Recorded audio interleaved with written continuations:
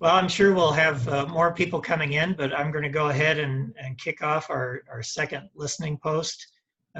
We're zooming in on education tonight. Education is the hot topic right now, and it should always be a hot topic because it's so important. I'm Warren Varley, husband to Karen and father of our 4 children, Ben, Gwen, Lena, and Millie. Karen and I practice law together and farm together on the family farm near Stewart. We met at Iowa State University, and our foundation and our children's foundation has been Iowa Public Schools. And because of that, and because all of our children are our future, we'll always honor Iowa education. Public education is foundational to Iowa and to our democracy, but it's been neglected, not even keeping up with the rate of inflation over each of the last 10 years. That must change. We need new voices advocating for Iowa schools in Des Moines. I'm running to be one of them. Tonight, we're going to learn from Iowa experts on the challenges Iowa schools face and what state government can do to give Iowa schools the attention and resources they need and deserve. I pledge to meet you, listen to you, and share what's going on in Des Moines, and be a senator who represents you, not extremism and special interest. I appreciate all of you being here, but I know the real reason you came here is to listen to the experts we brought here tonight. But first, I want to turn the mic over to Susie Olson, who's been a great assistance setting these up. She wanted a couple of words to say, and I'll turn it over to you, Susie. Thanks, Warren. I want to talk because it costs a lot of money to run a campaign. And we know that Warren's opponent has, he's the chair of Ways and Means. He has a lot of support from the moneyed. And if Warren's going to run a campaign that's competitive, he has to raise a lot of money.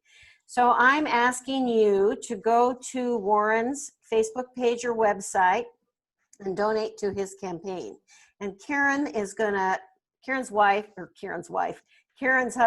or Karen is Warren's wife, and she's gonna put the place you can go to donate up in the chat. And I really encourage you to do that. And I encourage you to post about this and tell people that they'll be able to find it on his website and that they too should contribute to his campaign. We can't have 4 more years of this craziness in Des Moines. So please support Warren, give him money, and tell your friends to do that too. Thank you. And I'm gonna mute myself and make my, wherever I am. Thank you.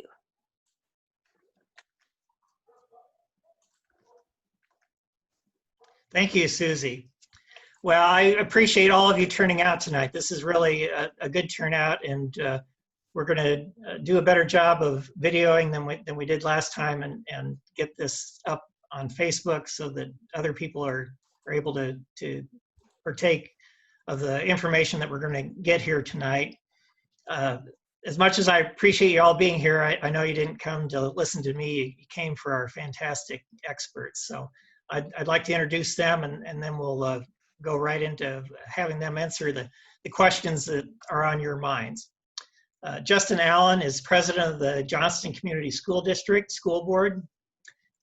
He supported the community of Johnston and Johnston Community School District in many ways throughout the years, serving as neighborhood association board, the Johnston School Foundation, coaching youth sports, and a Johnston mock trial team that went to state last year.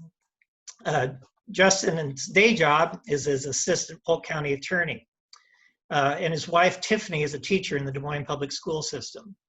They have 2 children, Grant and Audrey.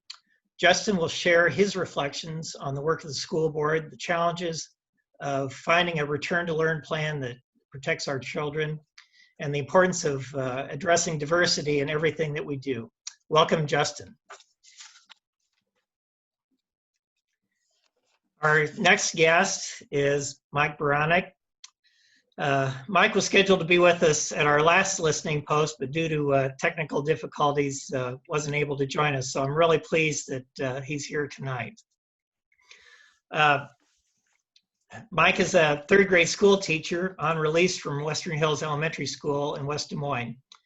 He's received many accolades over the course of his career, among them being the proud recipient of the Disney America Teacher Award in 2001, being cited for his innovative classroom projects and activities. Mike was elected president of the Iowa State Education Association in April 2018 and serves on many state committees in his capacity as ISEA president. He's working hard to support Iowa schools and is a clear and proud voice of Iowa teachers.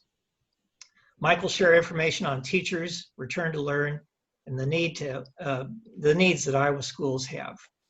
Thank you for being here tonight, Mike. Thank you for inviting me, Warren. Glad to be a part of this. You bet.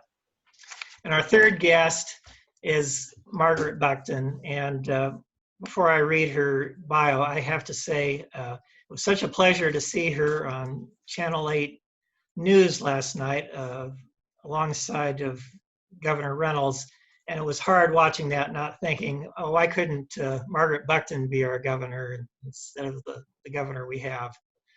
She's just a remarkable person.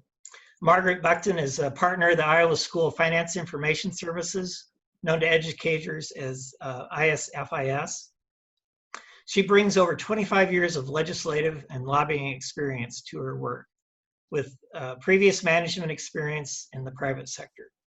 Margaret received a Bachelor of Arts degree from Northwestern University in speech communications with concentrations in economics and sociology, while traveling the national circuit on Northwestern's debate team. Margaret was a fiscal analyst for the Legislative Fiscal Bureau, so she understands the inner workings of the legislature.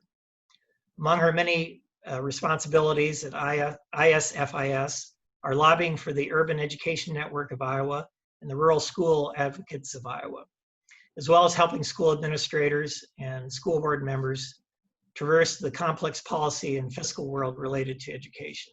Welcome, Margaret. Thank you. I'm glad to be here.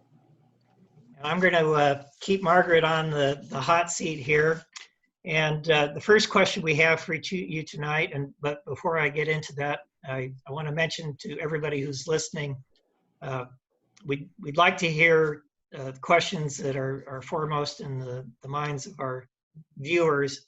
And if you would put your questions in the chat, we'll get to as many of those as we can and give you an opportunity to ask your questions to our experts as well. The last listening post we had, that was really valuable to hear not just the answers from our experts, but to hear what's foremost in people's minds as they weigh the issues that we're facing. Turning back to Margaret, can you share with us a quick summary of the return to learn work going on in the state and how public policy impacts that? You bet. And, you know, we could have about a 4-hour work session to dig into this. So I'm going to give you a really high level view. In June, the legislature passed a bill, it's known as Senate File 2310, that allowed school boards to offer online learning. And then it set into place a structure for every school district to have a return to learn plan that included options for everybody coming back to school in person, an option that's called a hybrid model that is some in person, some online or remote learning, and then an all virtual model. And so since June, the end of June, school boards have been working on pulling those plans together. They were required to first submit those to the department July 1st. And then each week after that, there was additional guidance that was coming from either a governor's proclamation or the Department of Education that forced them to rethink some of those plans based on the interpretation of that law. And when I think of public policy and lawmaking, this is one of those cases where you have a perfect intersection of separation of powers. You all remember that from your government class when you were in high school. You've got a legislative branch that writes the law and an executive branch that enforces and interprets it. But then you have these layers of government too, from the federal government that has allows school boards to do things like provide meals when school isn't in session, as we've done since the school closure in March. And you have the state government that is regulating things, but also working with the federal government to interpret the law. And then you've got the local government, the school boards like Justin and his team that are making decisions that are best for the students in their districts. And so school districts, we did a a poll, a questionnaire during one of our ISFIS webinars in the middle of July. And at that time, just over half of the school districts were planning on coming back full day, 5 days a week. About a third were planning on a virtual plan. And there was just 2% that was thinking all virtual at that time. And then another 11% that wasn't sure yet. And as the things become clearer, the definition of what it means to have a hybrid model currently is 50% of the time has to be in person. As those things have unfolded, the plans have kind of gone through, kind of reminds me of the tumbler in the washing machine. You know, you kind of shake it out and revisit what's possible. But meanwhile, this is all under the context of a global pandemic, and none of us have ever experienced this before. Not any of your local, state, or federal government leaders, not any of you in your businesses, in your homes and communities. So we're learning a lot about the things that we can do in schools to keep kids and staff safe. And that's in the backdrop of, can you actually find the personal protective equipment like the masks, and how do you help little kids practice how to put those on and use them, and how do you have a face shield so that the students can see the teacher's mouth move when they're learning language. All of those intricacies to create the kind of safe environment that it will take for our students to be able to return. One of the things that I think is the hardest for people to understand, that the governor did allow flexibility for parents to opt into a virtual only model if they thought that was best for their students. And statewide, we've seen a range of as low as 5% to over 30% of a school district's enrollment has chosen that option. And so we hear people say, well, that creates space then in the classroom for you to have fewer students in the classroom so kids can be in school. What that doesn't create is the funding for school districts to hire another 30% of their teachers, because the teachers also have some requirements to teach virtually. And I'm sure Mike will talk about that further, but keeping themselves safe, especially if they're at risk for a COVID consequence. But simply because students are now virtual doesn't mean that you all of a sudden have more teachers to staff those classrooms in the school buildings that have fewer kids in them. Some of the teachers that were in those classrooms will now be teaching those virtual students. So we have a staffing challenge at the same time as we have the health challenge in order to create that space between students so that they're safe. And then you have all of the other parts of school, you know, the bus, for example. And many of us in rural districts really depend on those bus drivers getting those students to school every day. And all of these things have community context and local context where we think it's really important that the local school board is the one that should make that decision about whether or not you go into the hybrid model or the virtual model for a period of time to keep kids safe, based on the data and the local context that they know with their local public health department. Again, another layer of government, because now it's not just education departments, but now we have health departments and even human service departments in some respects. So it's complicated stuff, and people are doing it for the first time. And as the rules have kind of changed along the way, that's complicated our communication structures and being able to explain easily to parents and the business community and others exactly what we're planning on doing. And even today, those plans could change 2 weeks down the road based on what happens with community spread of the disease in any particular school district. So is that enough of a 20,000-foot view that the others can get into more of the details? That's fabulous, Margaret. Thank you so much. You really drew the boundaries out beautifully for us. Turning to you, Mike, how is ISCA responding to teacher fears about return to learn policy? Well, thank you, Warren, for the question. The ISCA has been working to help educators who work in our public schools to know that because of their involvement with the local school board and the local school administration and the community, they can have strong input with what that school district decides to do. As Margaret had mentioned, there was originally 3 plans that were to be presented as of July 1st that districts were planning on utilizing as we continue to move through the summer. But then on July 17th, the governor came out with a proclamation which pretty much changed what districts were going to be able to do.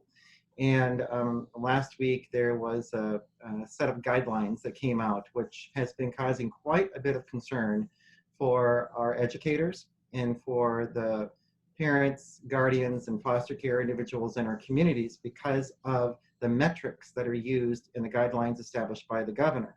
And the guidelines we feel are totally inappropriate.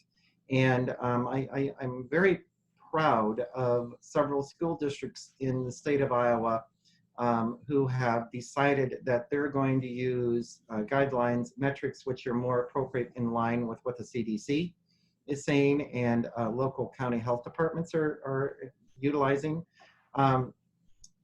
What has transpired is that there has been a ripping away of local control by our school districts. And we want our students to be in school this fall. We want them learning and growing, but we want them to be in health and safe environments.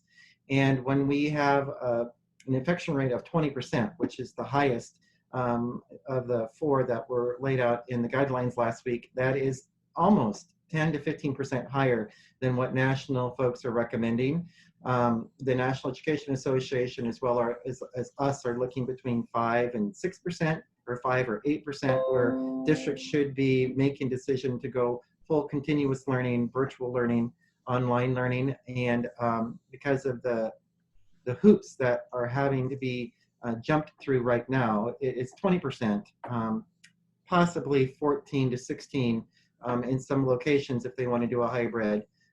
But it is making it incredibly difficult for our educators and for our families to be making a decision that is based on science when there are so many different metrics being utilized.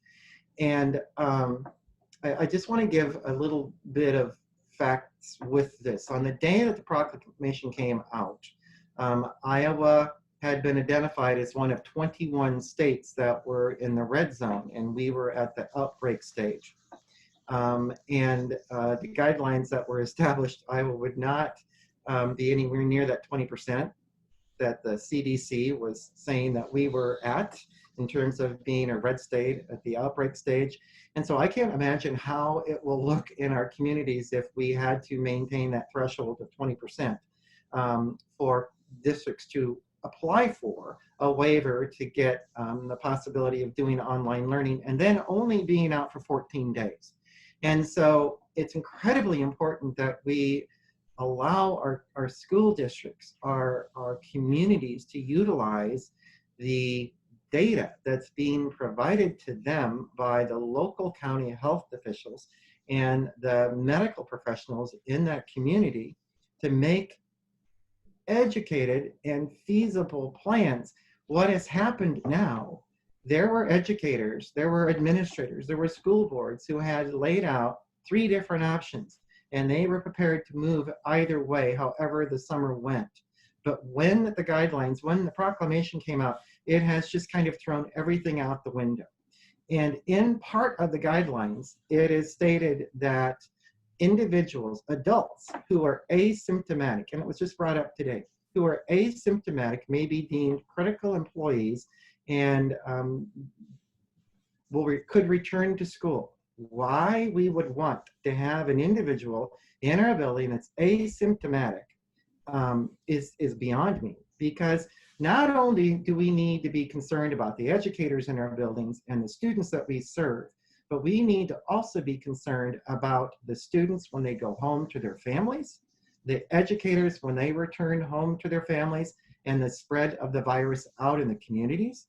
There is also another component of the guidelines, which if a student is asymptomatic, they're quarantined for 10 days.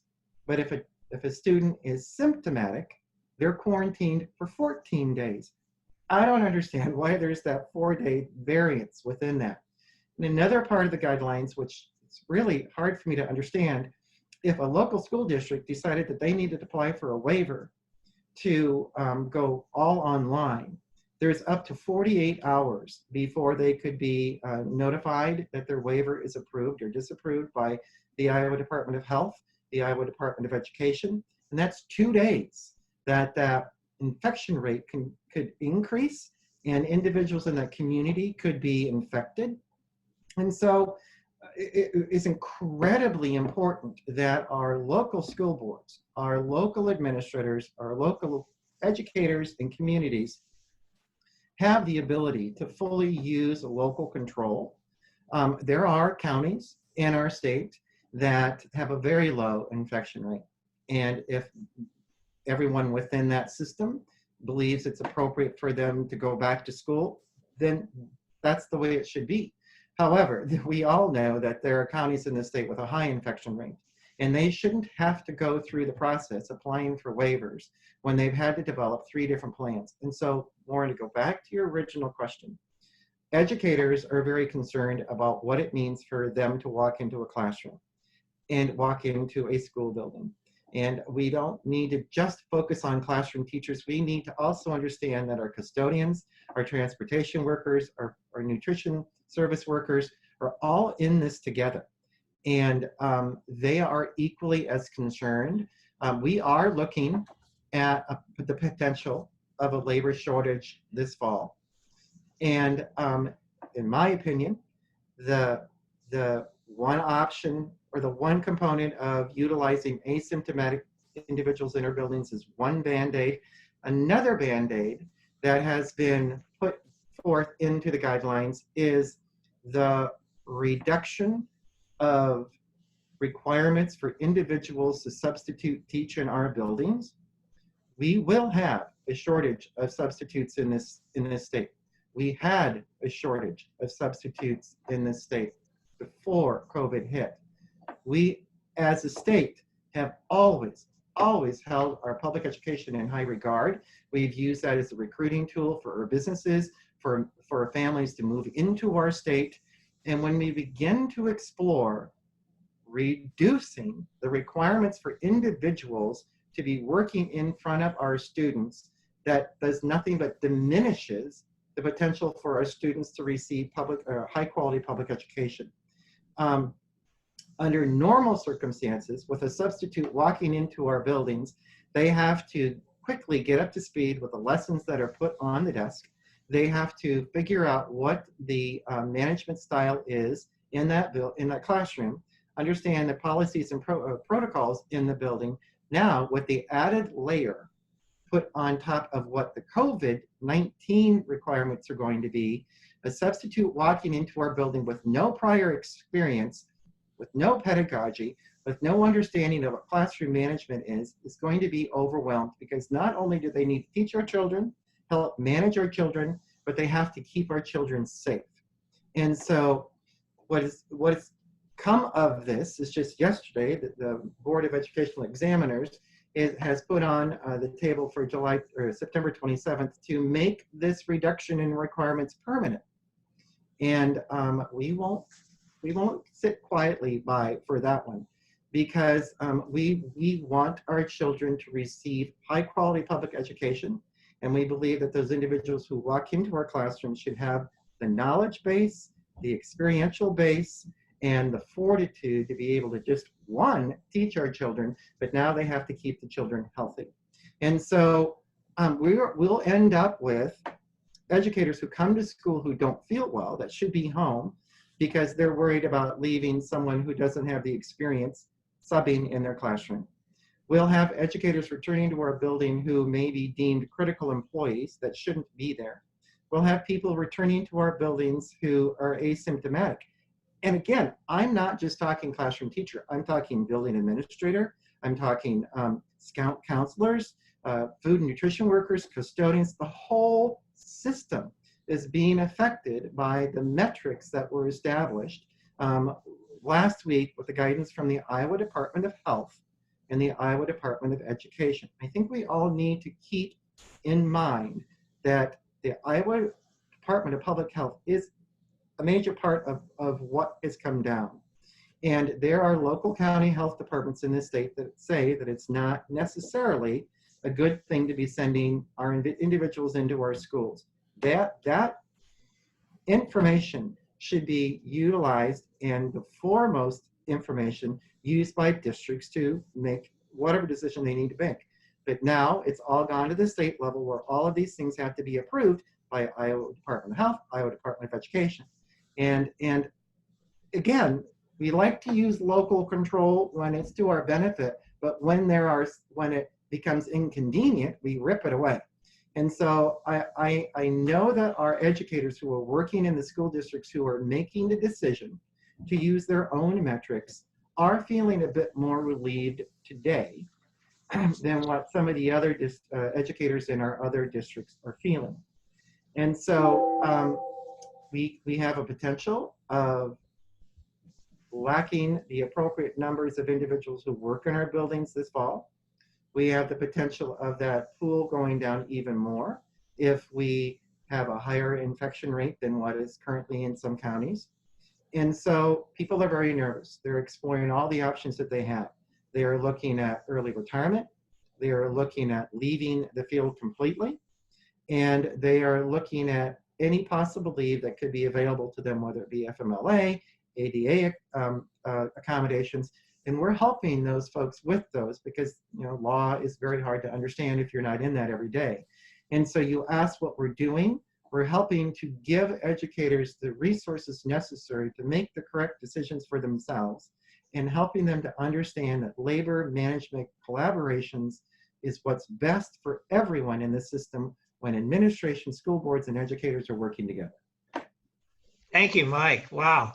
It's easy to see why the teachers have picked you as their leader. Your passion for teachers and all our education staff, your passion for our children, both the quality of their education and their health and safety is abundantly clear. That was wonderful. I'm going to turn to Justin now, and I'm sure he'd like to follow up on Mike's remarks. Mike just similar to Margaret's remark, we could talk for 4 hours about the issues that are before us, but I want to keep this focused on the high points. And Justin, is in your role as a community leader and head of the school board, and what do you see as the social justice and diversity? What role do they play in return to learn?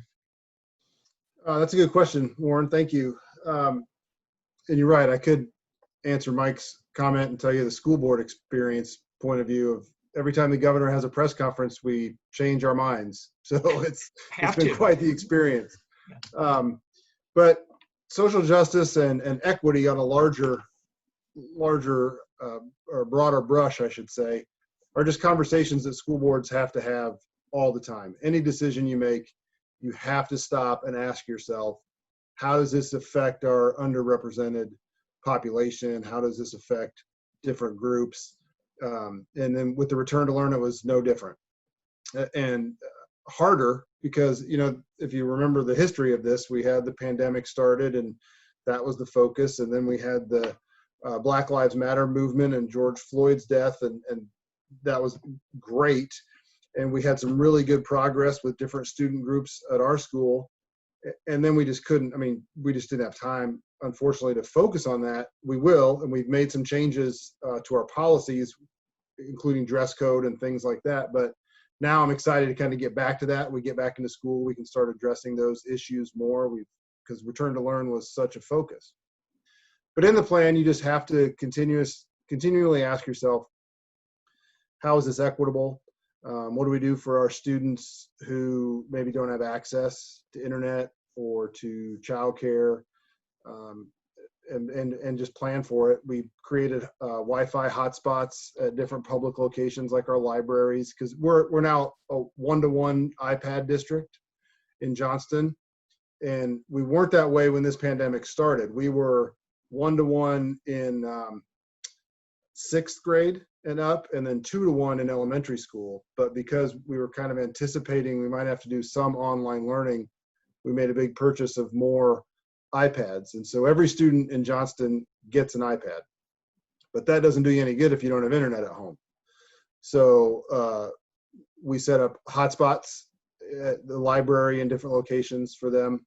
And then we have to make sure we emphasize with the teachers, the ones doing the work, that we can't let kids fall through the cracks. There are going to be kids who have trouble when they're at home, so we need to help them as much as we can. Just always be looking for those types of problems and address them when they come up. Thanks, Justin.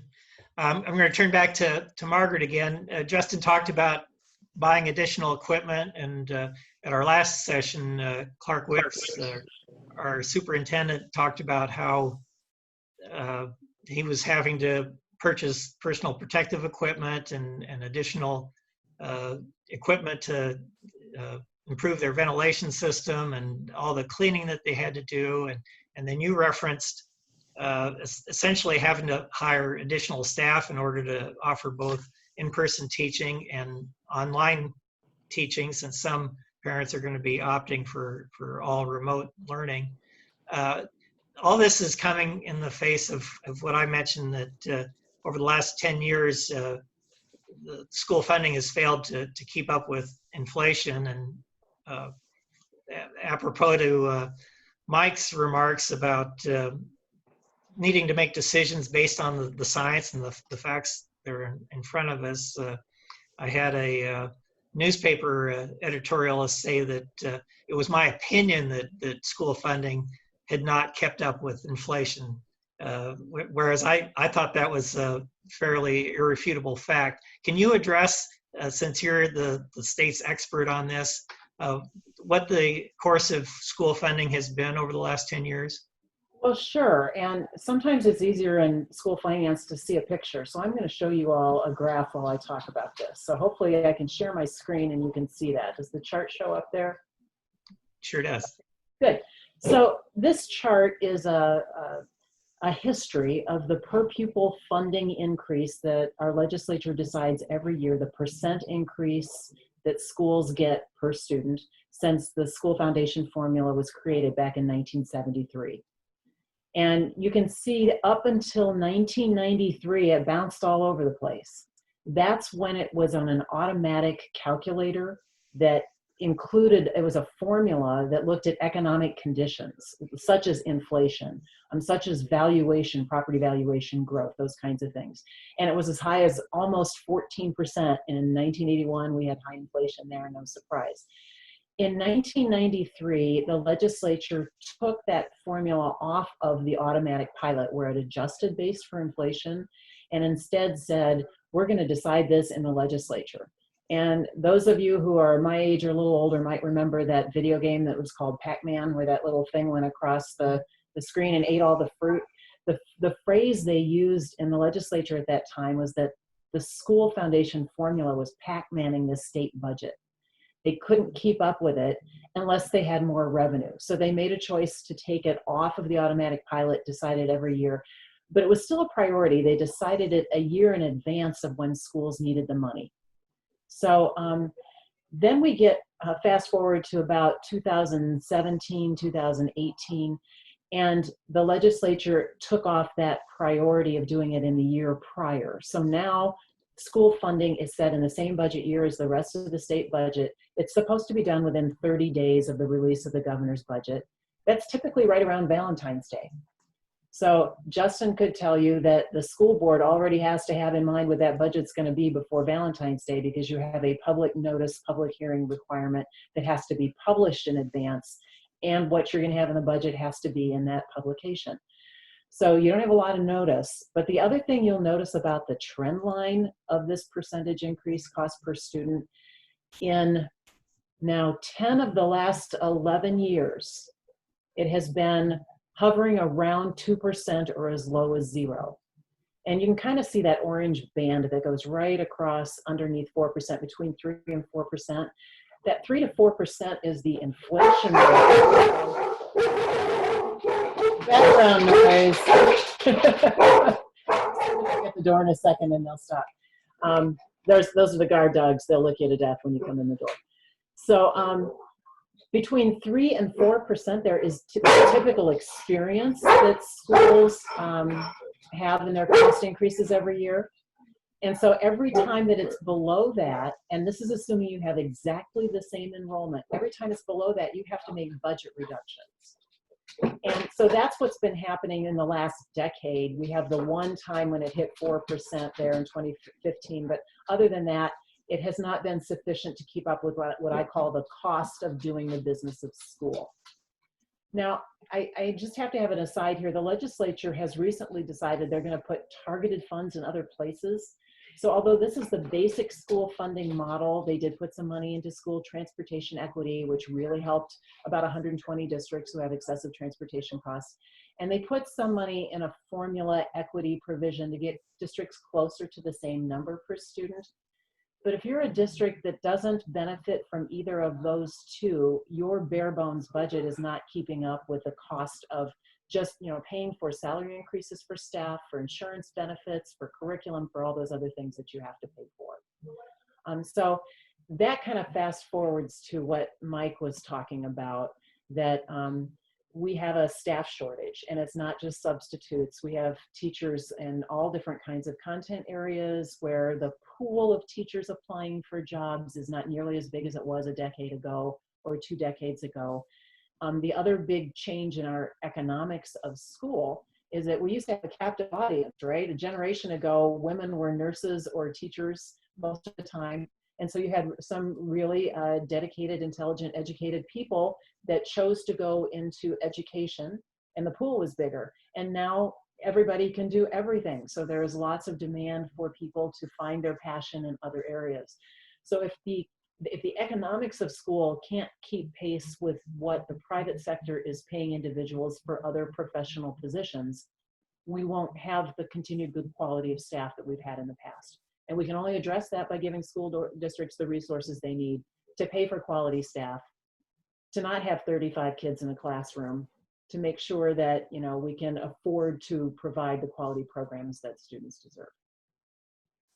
Thank you, Margaret. That segues perfectly into my next question for Mike. You know, as the representative of Iowa's public school teachers, how do we attract and retain good teachers in Iowa? And how does the loss of collective bargaining rights in Iowa impact that? Well, that was a dark day in Iowa when our legislators and the governor decided to strip quite a bit of our collective bargaining rights here in the state. Right now, we are seeing consequences of that when districts removed permissive language from their contracts and put them in a handbook. Part of that would have been safety and health that we could bargain over. Now that has been put off the table. And of course, none of us ever anticipated that we would be living during a pandemic. But we need to have that ability to sit and talk with Justin and an administrator about what we would like to see as part of the safety precautions and the health environment that we work in. Another part of what has happened is that there have been lighthouse districts in our state who have maintained all of the prior language in their contract and have maintained a contract, while there are other locals who've removed it all and put it into a handbook, even if that. And we're finding that there are individuals who are leaving those school districts and going to the ones who've maintained a strong contract. And that is hurting some of our school districts in Iowa, because the salary, even though we had a threshold or a base of 33.5 here in the state a few years ago, that is not an appropriate starting salary for someone coming out of college with $60,000 or more in debt in their college tuition. So our base salary isn't enough to help individuals pay for what they need to pay for while living in a community where there aren't as many opportunities. And so they are moving to the metro area. They're moving to the larger school districts where possibly contracts have been maintained. And so the consequences of stripping collective bargaining from our part of the public sector has had drastic changes. We fully understand that school districts in the state of Iowa are fighting for every dime that they get. Margaret, thank you so much for being such a strong advocate for providing the appropriate resources for our districts. And they are working hard to try to find ways to pay for the salaries that are necessary. I want to just jump in with a side bit of that. It's not just our classroom teachers. We have support personnel in our districts around Iowa. But the only reason why they're working is to earn enough to pay for their health insurance. And so there are places where they just turn over their check to the district to pay for the insurance, and then they have very little to bring home. So they have to have a second income if they're single, or they have to be in a relationship where there's another person who's helping earn an income. And so we have individuals in our state that are working in our schools that are below poverty level, or at poverty level, I mean. And that's in large due part because we continue to slide on that scale that Margaret so well explained to all of us. And as I said earlier, we have a desire, and we've had the proud tradition of having high quality education in Iowa, but that isn't cheap. And we need to make sure that we have the kind of education that is a recruitment tool for our businesses and for high quality educators to come into our state. There are kids in high school who want to be teachers, who want to work in our public schools as nurses or counselors or whatever. But when they step back and do a comparison of salaries, they make the decision before they enter college, no, that's not somewhere I want to go. Is that what we want to have in our state? I don't believe so. Before I wrap that up, because it's been kind of a crazy day, I want to address something Justin said. Justin, I can't thank you enough for talking about equity and social justice. I would love to be sitting here and having a Zoom meeting with you about the issues of equity and social justice, about mental health of our students and our staff, talking about what does it mean to be educating our kids in kindergarten and first, and the requirements of testing that we have. Have we changed kindergarten to be a first grade now? It's preschool, now kindergarten. And when shouldn't kindergartners be playing in a sandbox and a water table and just learning social skills? I would rather be talking about that, but because we have been put in a place where districts can't make the decision for themselves on what is appropriate for returning to school, and we're having to fight with the resources to pay for the PPE. I have heard numbers of 50,000, 100,000 of our school districts needing to spend to buy the face equipment, the disinfectant, when we should have had that purchase at the state level, and the state disseminated that out. There's one little more part about finances that I want to talk about. As you all know, there was a CARES Act that was signed off in early March. And that had money that was allocated to the states, and Iowa received $1.25 billion. And Margaret, my data is about a week and a half old, so if you have something different, please don't feel like you're stepping on me if it's wrong. But when I received this information last week, Iowa had spent $617 million of that $1.25 billion. There is $632 million sitting there. Now, that doesn't all go to schools. Schools did receive some federal care money last spring, but that got eaten up very quickly with the expenses that occurred during that time. And so we're sitting on $632 million in the state right now that we could be helping use some of that to offset some of the costs that Justin's having to do in Johnston Community Schools. And so there is a current bill trying to be passed out in Washington, D.C. We like to call it the HEROES Act. And embedded in that is a large sum of money that will be disseminated throughout the country to help public schools. But it's tied up because of politics, which just blows my mind that we're having to deal with politics during a pandemic.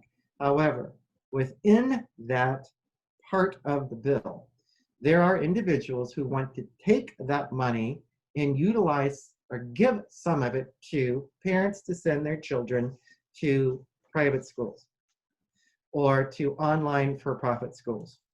And so the one thing I want to have all of you pay attention to on this Zoom tonight is that there will be people who will continue to encourage our elected officials to explore tuition tax credits, explore vouchers, and encourage some of our national leaders to peel off some of the money that could be set aside if Congress ever gets their act together and does the second CARES Act. And so we all need to be vigilant, whether you're a Republican, whether you're a Democrat. If you believe in public education, you need to be vigilant in making sure people understand that we as Iowa need to stay as far away from vouchers and tuition tax credits. And so I went a lot around the circle there, I know. But I just so much appreciate Margaret for what she's saying in terms of school funding. And I certainly appreciate Justin in what he believes that we need to be talking about as well. But unfortunately, look what has brought us together today. Yeah, and let me just jump in real quick, Mike, because I just heard yesterday from Director Ann Lebo of the Department of Education that the state has committed to pay for the first 30 days of PPE, the face masks and the hand sanitizer, those things. It would have been nice to know that before school districts went out and bought it on their own, right? And it's a reimbursement, so you still have to buy it and turn it in. That's a small drop in the bucket. That's nowhere near that $680 million that's still sitting in the bank, but that's helpful. It's crazy. Margaret, I have a question for you. I'm sorry, folks. This is a good learning experience for me. So Margaret, you noticed that in the country, when the pandemic happened, states were competing against each other to appropriate the PPE that they needed in our hospitals and in various agencies in their state. And I believe that there are states around the country who went ahead and bought all the materials anticipating that schools would need them this fall. Have you talked to local administrators and local school boards? Has there become a problem for District A to compete against District B to get the materials? Is there a reduction in the supply chain, and is it making it hard for school districts to find the materials that they need? Yeah, I think that was worse about 3 weeks ago than it is right now. I know that there are some manufacturers of other things in Iowa that have started making additional masks and things. The Ames Community School District, for example, has a whole batch of volunteers that are sewing masks. So the cloth masks will be given to the school to give to the children. I know other school districts are, doing what they can to make them too. So people get creative, but I do know that there are some districts that are still struggling with that. Yeah. Yeah, and I know that sorry for taking this over, but I never get to talk to Margaret. I know that there are districts that are asking parents to bring some of these materials. And the thing that, Justin, we need to remember is the whole idea of equity and where families fall within the socioeconomic system of the state. And there are families who may not be able to afford to send kids to school with face masks or to disinfect it or the Clorox wipes. And so, yeah, that actually fits right into my next question for Justin.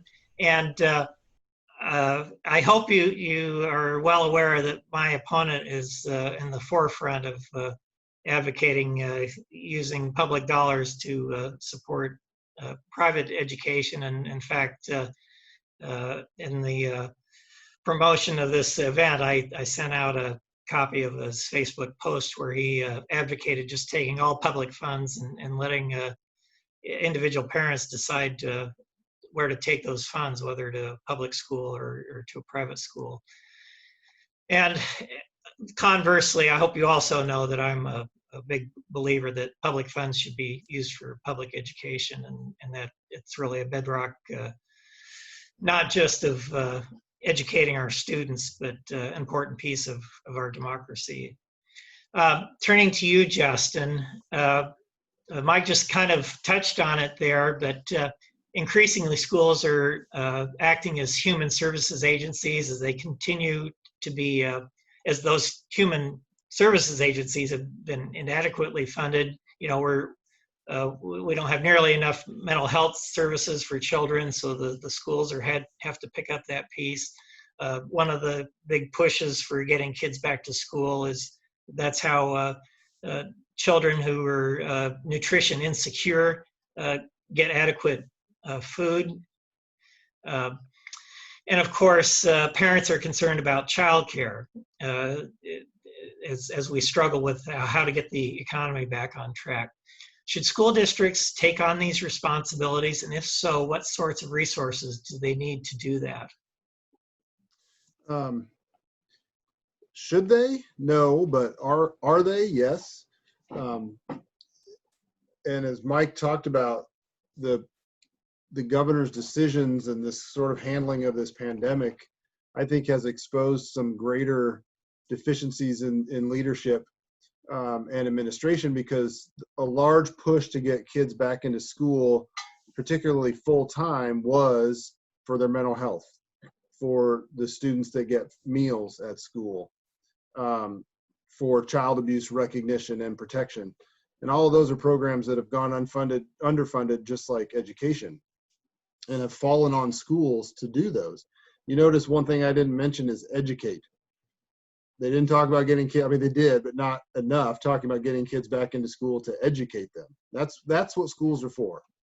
And as I'm stealing this line from another board member of ours, but we care for your child. We are not child care for your child. Unfortunately, we wish we could be. We would love to take on that role if we had the resources and it was appropriate, but that's the stark reality is that's not the school's role. And so as we were talking about return to learn and what plan to come up with, that was a consideration we really had to take into account, because we know that we provide daycare for a lot of kids. I mean, a lot of working families need a place for their kids to go during the day.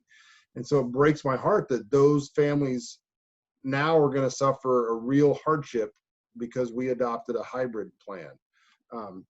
But to get back to your original question, Warren, I think so much has fallen on the schools to pick up the slack. And I think if nothing else comes out of this pandemic, we can maybe now recognize where there is a lack of services in other areas and how much falls on the schools. And we talked about social justice earlier. The police have the same problem. So much responsibility falls on law enforcement to go out on mental health calls or things that they're not trained to do. And people talk about defunding the police, which I think is just a bad PR problem. It's really moving priorities around. Nobody wants to take money away from the police and say, do the same thing with less money. That's not what that is about. It's really comparable to schools. We just need to let police do what they are trained to do and want to do. And we need to let schools do what our teachers are trained to do and what they want to do. So hopefully out of all of this, those two deficiencies in leadership are recognized and we can start to work on it. And it starts by sending people to the legislature that we know will address those issues. Thanks, Justin. And I hope to be one of those people.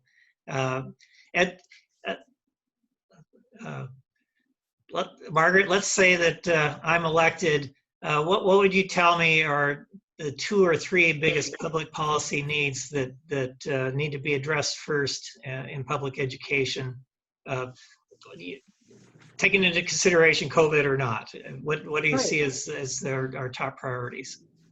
Right. Well, first of all, within the concept of funding, there are 2 things there. One of them is that the bread and butter funding of the school finance formula has to keep pace. We're $1,300 below the national average per student.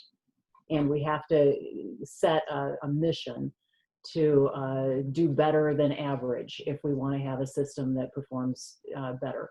And we're getting by with incredibly good quality teachers and good communities and parents, and we need to make that investment.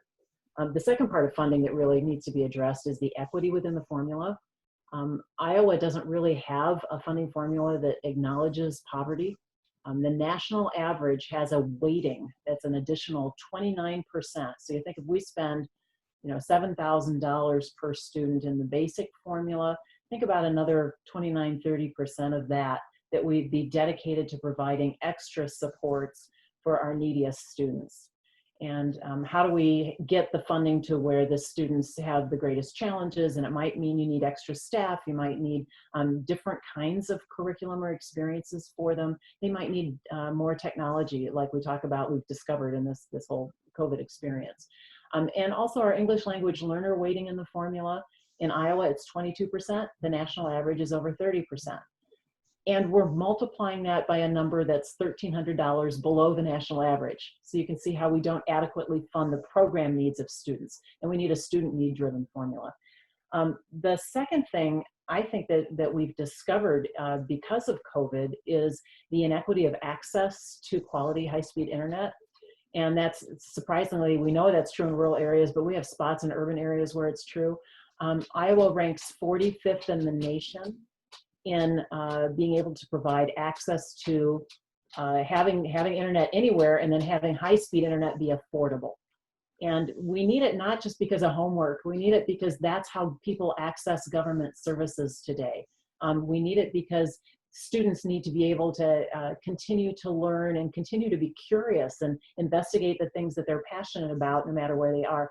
And we need quality internet at our schools too. I mean, we have some school districts that even at school are competing for that high-speed access between classrooms, between students. So that really is, I've heard it best described as a public utility when it's done well. And everybody needs access to that, just like we needed access to interstates, you know, a century ago. And then the third thing I want to talk about is student mental health. And we've kind of tinkered around the edges this last year with what I think is some good legislation that puts some of the structure in place for how we're going to provide supports for students with severe behavior disorder or with extraordinary mental health needs. But we haven't put the funding behind those, and we haven't engaged those supports within where they belong within the mental health care system. So we've talked about what it should look like. Now we have to make sure that it's funded. So no matter where you live, what your zip code, students and their parents have access to quality mental health services. So those would be my top three. Fantastic. And Mike, I'm going to let you talk again. I'm going to try to keep it short, I promise. Okay. One, we need to restore our collective bargaining rights. We need to make sure that our educators have a voice at the table.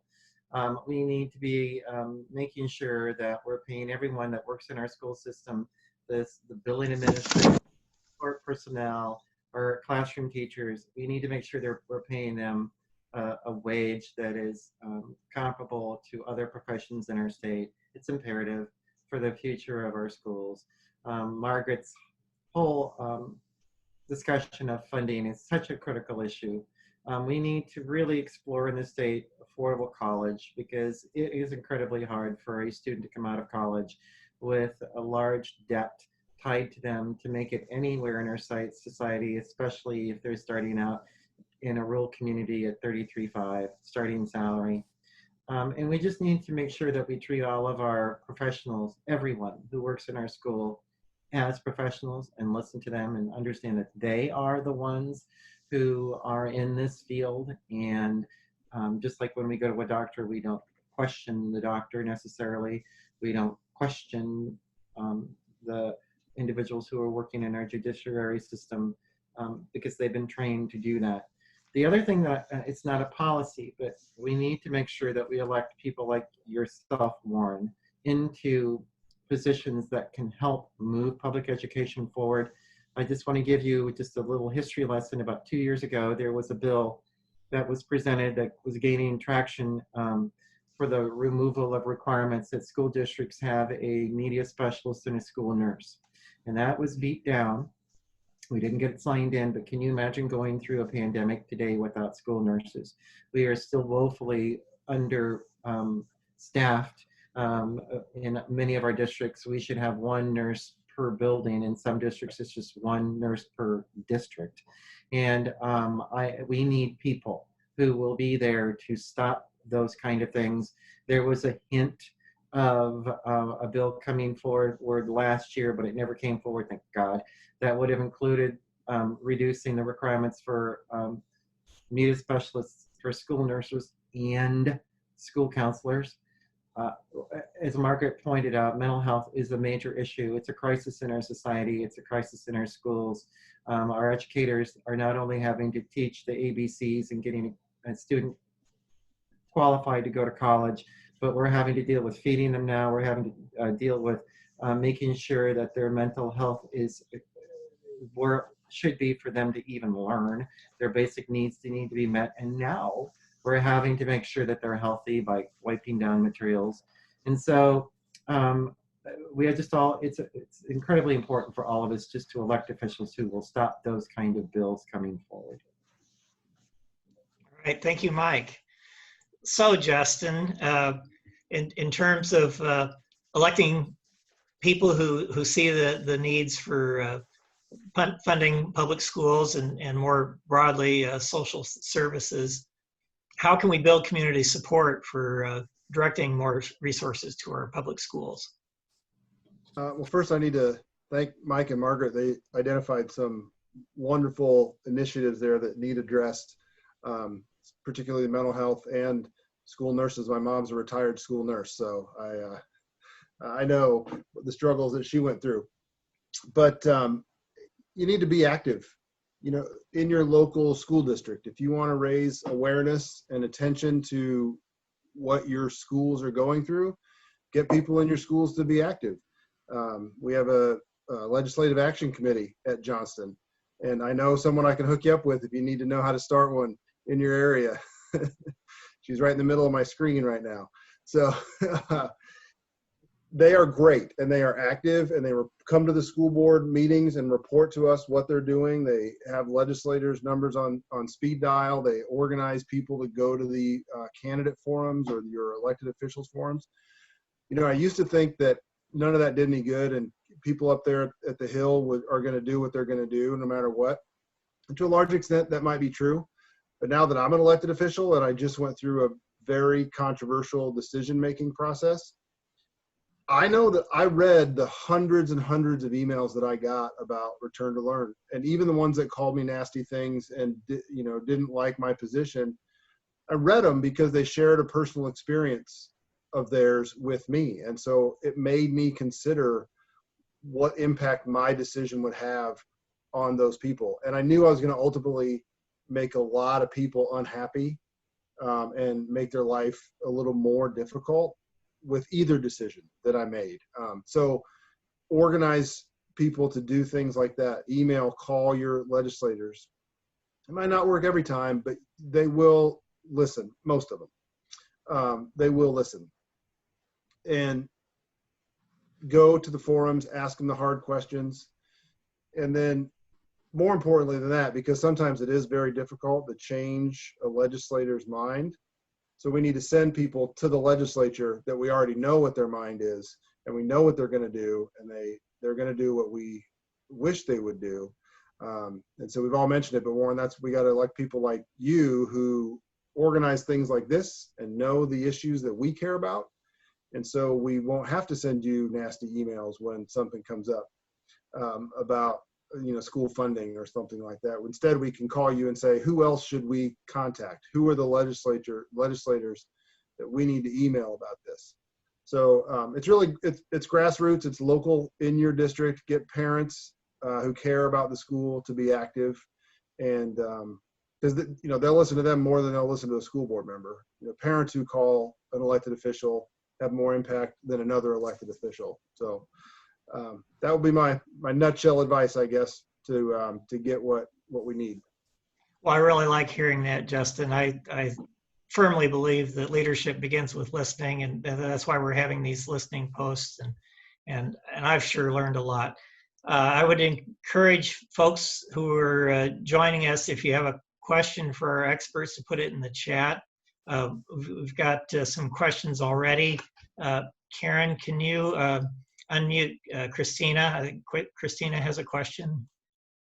Hi. So what is it going to take to reinstate that collective bargaining for our teachers? Because I really feel like that is something that would bring people from other states here, because that's being taken away in so many different places in so many different ways that, what's it going to take?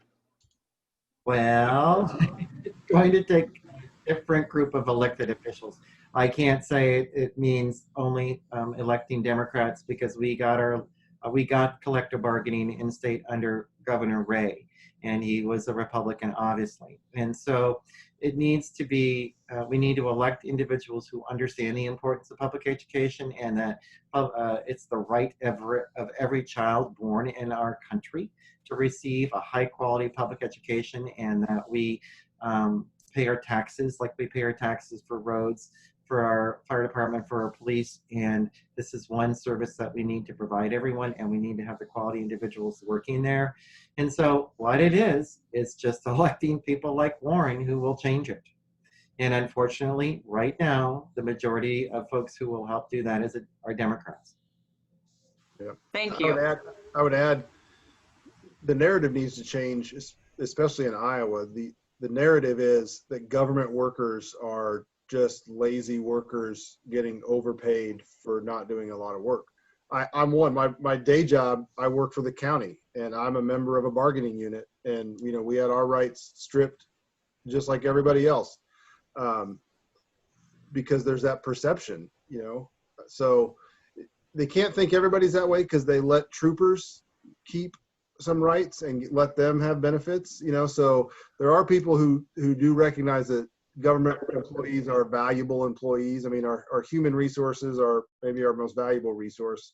So we just need to kind of somehow, I don't know how to do it. If I had the answer, I wouldn't be sitting here right now, but we need to change the narrative and the perception of, especially with teachers, because there's going to be a huge shortage. They're underpaid. We don't have, the pool of applicants is not diverse. It's not large. It's a crisis in the making, really.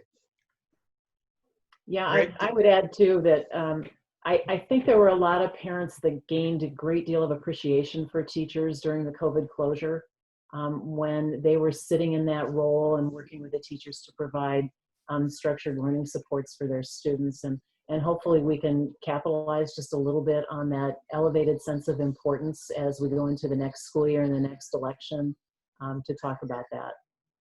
I would just ask all of the participants, because obviously you're activists. If you're listening to Margaret, Justin, myself, Warren, who needs to be elected, you need to, if you're on social media and you see individuals attacking what we do, attacking schools, attacking teachers, and saying that we're lazy, if there are people who are trying to get a narrative out there, you need to work collectively to address that. Because we saw what happened in the last national election, and there were individuals who shifted the narrative and helped to reinforce a particular opinion that was not good for any of us. And so Margaret is absolutely correct. We need to, and Jess is correct, we need to take hold of that narrative as a group of people on this Zoom tonight, and we need to work together to help eliminate those things that are working to undermine our democracy. Mike, I appreciate you mentioning Governor Ray signing Chapter 20. My father was majority leader and shepherded Chapter 20 through the Iowa House, and it, along with reforming education financing during that term, were two of the things he was proudest of. And I have a nephew who's soon to become a social studies teacher. And what you're saying is so true. He's looking at Minnesota, he's looking at Texas. Iowa's just not competitive as far as he's concerned, which makes me sad. We have a question from Susie. Karen, if you could.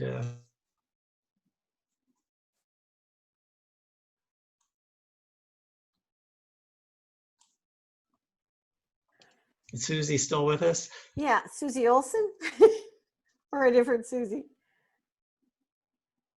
No, I just commented in the chat, I live in a rural school district, and new teachers make $33,500 for the first 2 years they're here, because our salary schedule doesn't even start at the state minimum.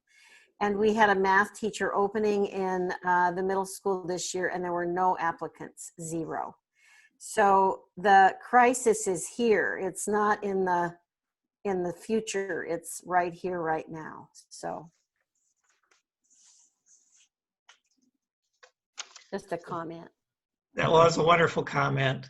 And I again want to thank our fabulous experts. This has really been an illuminating conversation. So many important issues, and we could spend more time on it, but I want to be respectful of the time of our experts and the people who've tuned in to listen to this. As I said before, I think education is so important. It's the foundation of our democracy, the source of our economic prosperity, and a moral responsibility to our children to give them the best start in life possible. And in doing so, we make an investment in the future that will reward us all. We have an obligation to do what we can to protect the health and the lives of all of our children.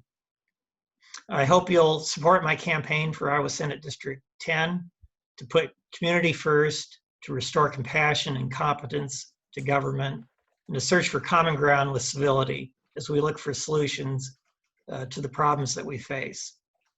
We'll be holding our next listening post on August 20th at 7 p.m. The topic will be healthcare. I hope you can join us then. Thank you so much for participating, experts, and thank you so much to all our viewers for tuning in tonight. Have a very good evening, and look forward to seeing you on the 20th, I hope.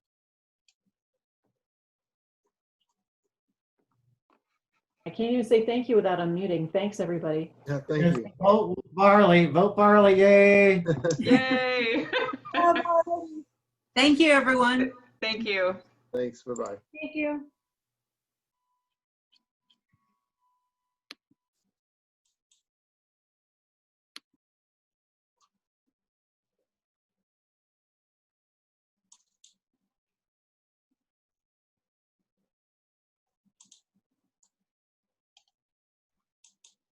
Thanks for tuning in, Allens.